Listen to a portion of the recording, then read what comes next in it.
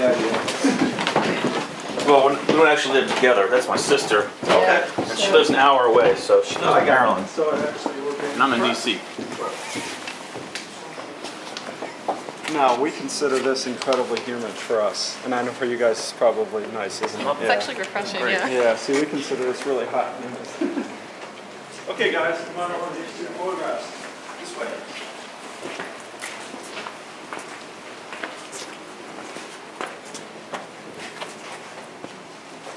Well, before we start, I should explain the way the tour's set up by Bill Speidel, by the way. It is a storytelling format, and that means you're going to have to use your imaginations along the way. Now, the reason Bill set it up that way is very simple.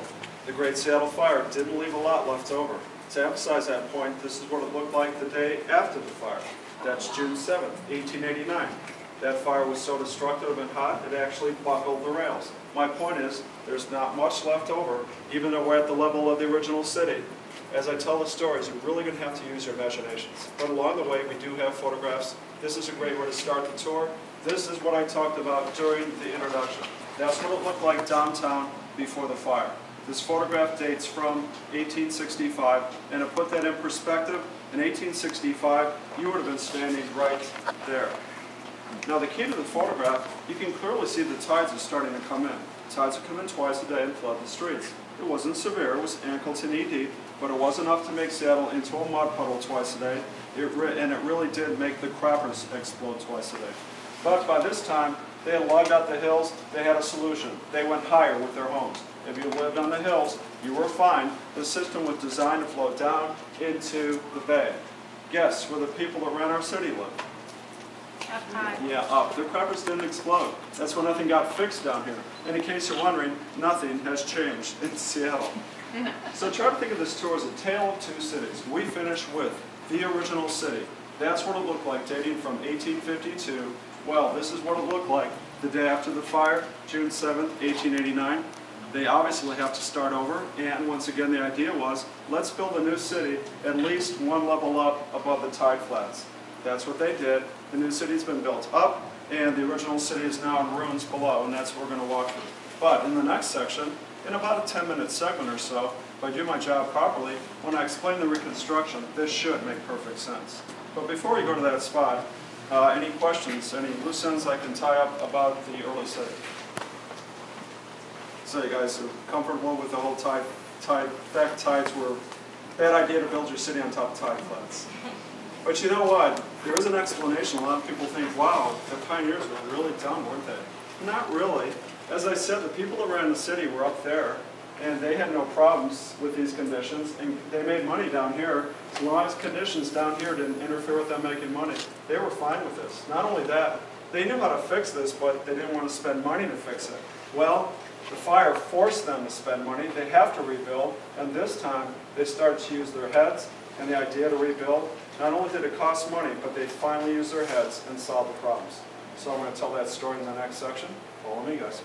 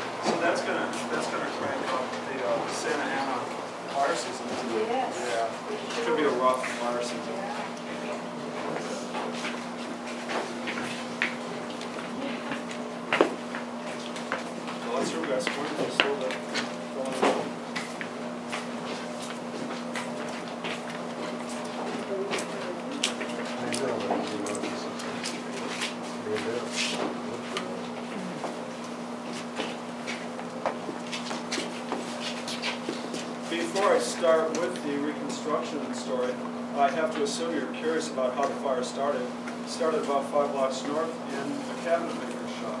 In the 1800s, glue would come in solid bricks. Part of making cabinets is to glue boards together. To use the glue, you would have to liquefy. So you put that brick in a very long pot, then put it on top of the stove.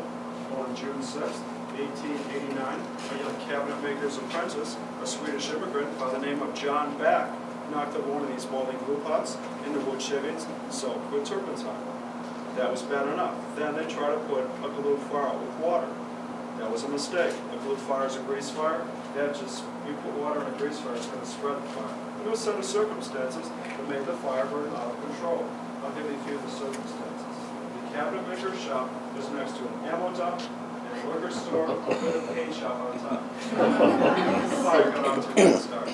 Then halfway through the fire, they lost pressure in the hydrants. Once again, pioneers don't panic, they adapt. Their next thought was, the bay's right there, we'll just pump water from the bay. And that was a good thought, except for the fact tides happened to be way out that day. Here's my favorite. The day of the fire chief of Seattle was at a firefighting conference in San Francisco.